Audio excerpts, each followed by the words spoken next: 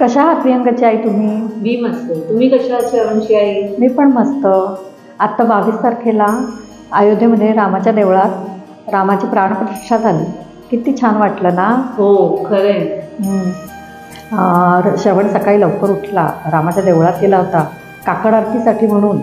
आता कधी लवकर उठायला तयार होत नाही, पण त्या दिवशी उठला, रामाच्या देवळात गेला, मस्तपैकी छान आरती झाली म्हणाला.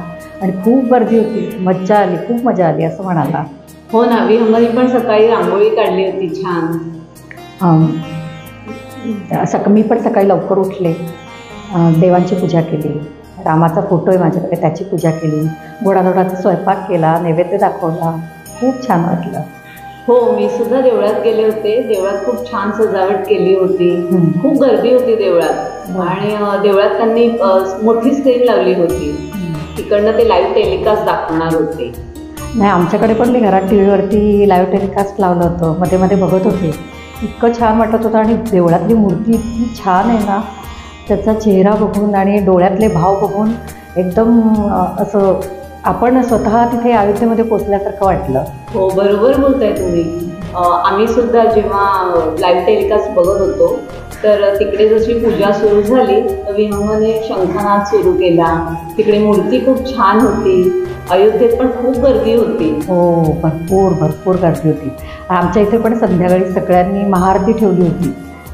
बिल्डिंगमधली सगळी लोकं आली होती महाआरतीला.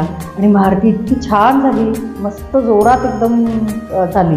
आणि महाआरती झाल्यानंतर सगळ्यांनी एकत्र ठरवून रामरक्षा पठण केलं, भीमरूपी म्हटलं आणि मग सांगता केली. अरे वा, छान. आमच्या बिल्डिंगमध्ये पण तसंच केलं. सगळ्यांनी मिळून बिल्डिंगमध्ये खाली रांगोळी काढली, दिव्यांची रोषणाई केली आणि एकदम म्हणजे प्रसन्न वाटत होतं.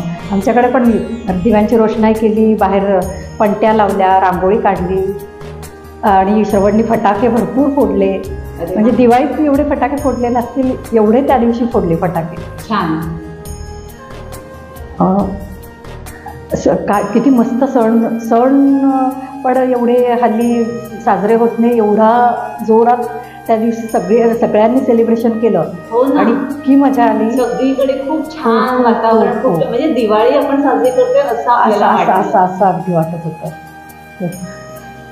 चला मग पुन्हा भेटूया असंच कुठलेही उत्सव आता परत कधी होत आहेत ते. हो, आणि असं सांगायचं म्हणजे की हा जो सोहळा झाला तो आज ताजत आपण असं कधीही सोहळा बघितलेला नाही, एवढा छान साजरा झाला. चला परत भेटूया. विद्यार्थी मित्रांनो, आमचा हा जो उपक्रम आहे मारुगप्पा गाठू पुढचा टप्पा, याच्यामध्ये उत्कर्ष मंदिर मालाड या शाळेमध्ये ज्यांची मुलं शिकत आहेत त्या मंजिरी कोदे या पालक सहभागी झाल्याबद्दल आमच्याकडनं कृतज्ञतापूर्वक एक आठवण. त्याचबरोबर या विद्यालयाने यांनीही या उपक्रमात सहभागी होऊन आम्हाला जे काही सहकार्य केलं त्याची आठवण म्हणून त्यांना हे कोचरेकर परिवारातर्फे धन्यवाद. Thank you very much.